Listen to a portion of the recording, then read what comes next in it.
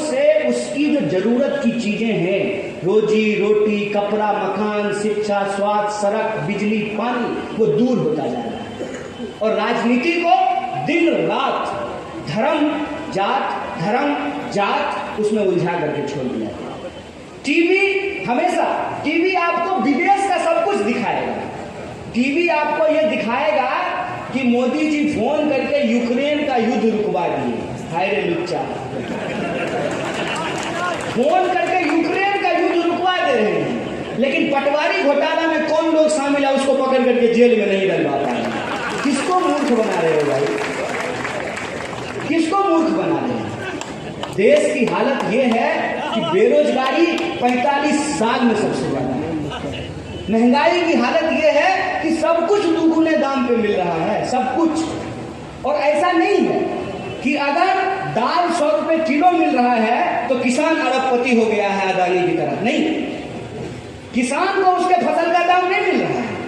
जब आप 80 रुपए किलो टमाटर खरीद रहे थे तब किसान टमाटर फेंक रहा था, क्योंकि उसके पास पैसा नहीं था कि टमाटर लेकर के उसको मंडी तक पहुंचा दे।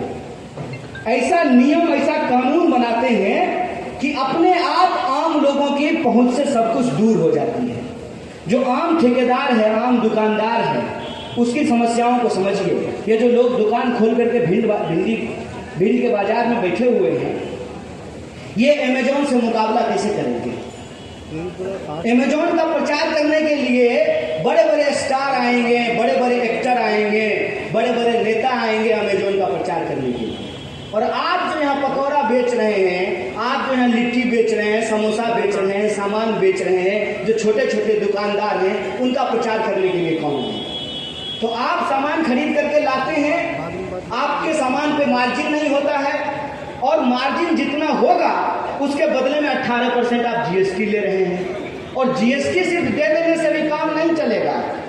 कल हो सकता है, बुरा मत मानिएगा दरोगा जी, आपको नहीं कह रहे हैं, पूरे देश का यही हालत है कि बाजार में डंडा लेकर के घूमेंगे, दिवाली खर्चा निकालो जी, दिवाली खर्चा दो, दिवाली खर्चा दो। ये हो रहा है ना भाई। दुकानदार परेशान है, किसान परेशान है, जवान परेशान है, नौकरी नहीं मिल रही है। तो आखिर यह प्रश्न हमारे मन में होना चाहिए ना कि माताजी टीवी पे बड़ा बड़ा प्रचार आ रहा है कि हमारी अर्थव्यवस्था दुनिया की तीसरी सबसे बड़ी अर्थव्यवस्था बन गई है। तो खुशी की बात है, हमको तो लड्डू खाना के चाहिए।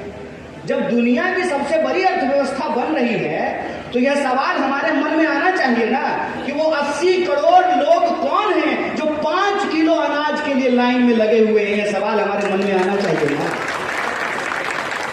यह सवाल हमारे मन में आना चाहिए ना कि वो करोड़ों विद्यार्थी कौन हैं जो पीएचडी करके चपरासी का इंटरव्यू देने के लिए जाते हैं ट्रेन में लटक करके। ये करोड़ों नौजवान कौन हैं जो पटवारी भर्ती घोटाला होने के चलते जिनका भविष्य बर्बाद हो रहा है।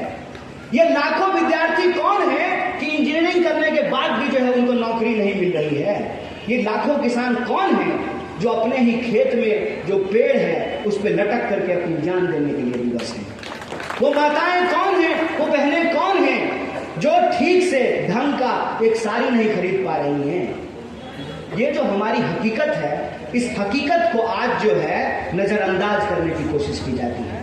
चुनाव का मतलब दोस्त किसी को एमपी एमएलए बनाना नहीं होता है। चुनाव का मतलब किसी को सिर्फ मुख्यमंत्री और प्रधानमंत्री बनाना नहीं होता है।